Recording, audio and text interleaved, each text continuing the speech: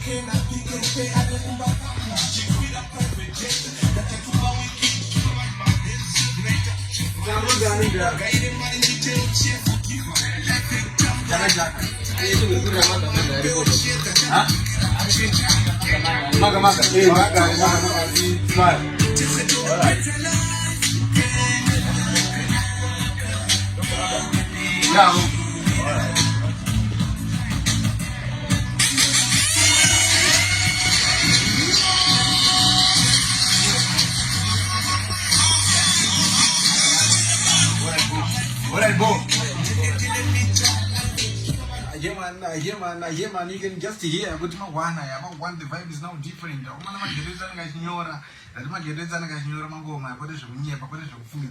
Yo, King man, one.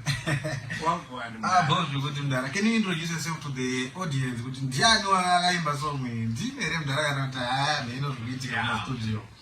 Varu Maga internet wa Maga mda. Yeah. Ndinogara paruwa. Ruwa ndo getu. Ndo getu. But ndoshandira pakupa kabhada patonasa. Serious? Yes, I. Some just balance same ndara mangoma ni ma weeks. Ndinotopa chimwe chinenguva yacho mda. Chimwe time yacho. Yeah. So chichi kaito tinofunge about this song ndara chamuta acha apa nangazodibisa kutaba. Chita tejira timuzonyora this song. Padakanyora this song. I admire life yakanaka mda.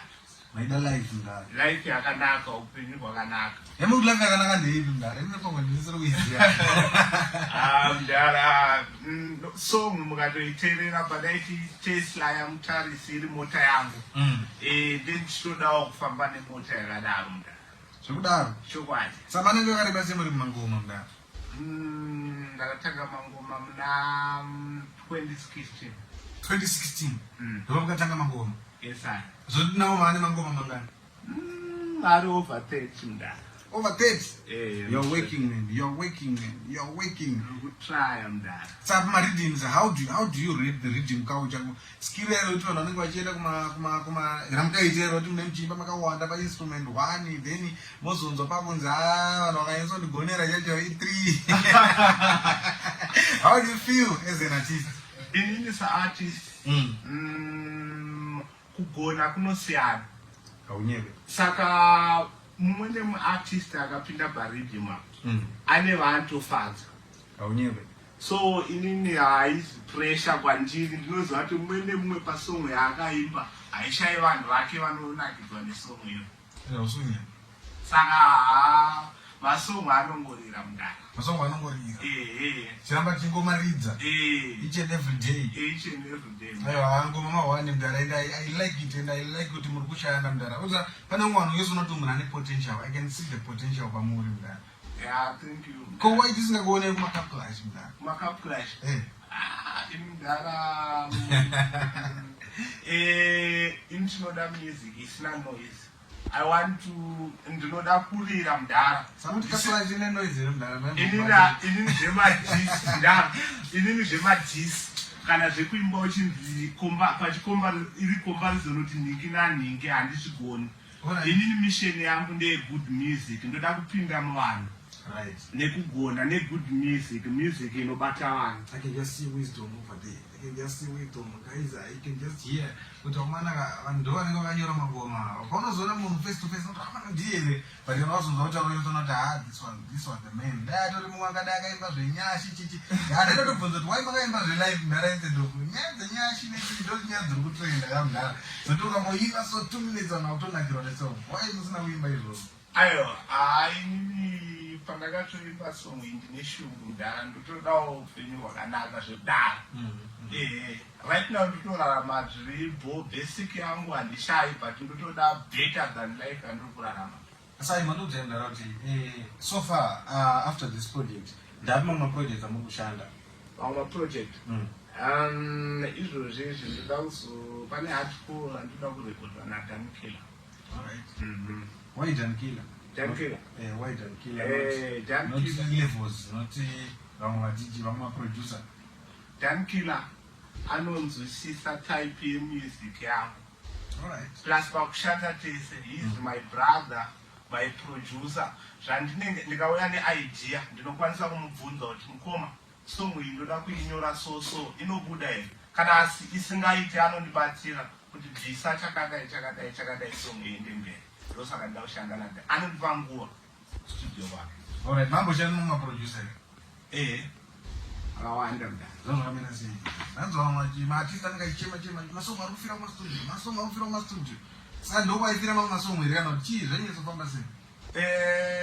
Pamaproducer mudhara unoona ungoti watorekodha paridhing mudhara anonobuda chunu wakatobhadhara mari yavo novapa vanoda $50 mudhara mari yavo novapa handiti but chunu chinonobuda chisipo mudhara pasina kana project unotoona atouploadwa paYouTube utoona kuti vanana nhingi but ndakabhadhara inini song yangu zvakambaitika kwamuri here kana kuti zvakamboitika mudhara hamuna kutopokana song kana handina ndikatofona mudhara kutoti chii ndotoenda kustudio kuti wamana chii vanongoti mira tigadzirise tobudisa usiya ndobva ndangozosiyanawo nazvo but zvinhu zvinosanganika nazvo mangoma.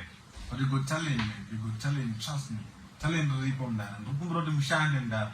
And I'm sure kuti patiya kana futi munenge mune something. Aiwa ndine something ndinogara ndiri pano musatya DJ. So are you ready to give me something? I'm ready. Alright, okay. We will do that. We'll do that. This is Magamaga. Just hear kuti amahwani mkomana wacho mahwani nje ari kubuditsa mangoma anonaka guys. You can just hear kuti type mangoma acho angachibuditsa angachiratidza maturity, angachiratidza kukura. Yotona kuti munhu ari kugara pasi, ari kunyora zvinhu izvi, ende ari kunyatsofunga odhipisa. Unotsosangana na producer wetype yake zvaataura akati kushanda nemunhu wetype yako. Mahwani nditi anenge mahwani 7 minutes past 6 is my time on Pachicom FM 98.6. You are listening to your all-time favorite radio station that is called Pachicom FM 98.6. You can just go on our Facebook page that is Pachicom FM 98.6. Unaona some of the things that we get kuma ukuthi aiwa zvinoda muripo. So let's just kick it out. Tuna kuti how far atingora matipusha. It is called Takatsama Rhythm Launcher. You can just hear kuti pa one and we are kicking it. Kusvika tafika, kusvika tagoes. Hanzo mastrike machi ina noti ndirichi ndetozobvunzawo. Kuti rini ndirichi. You can just hear. So thank you so much Mkoma Magamaga for coming through. Totenda imati pamukana mudhara kuti uyeyo pana. So vandakubata ipapo. Nino vanondibata paFacebook page yangu rakanzi Magamaga.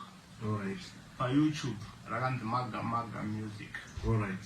PaTikTok rakanzi Magamaga. Makozi makozi hayi 078.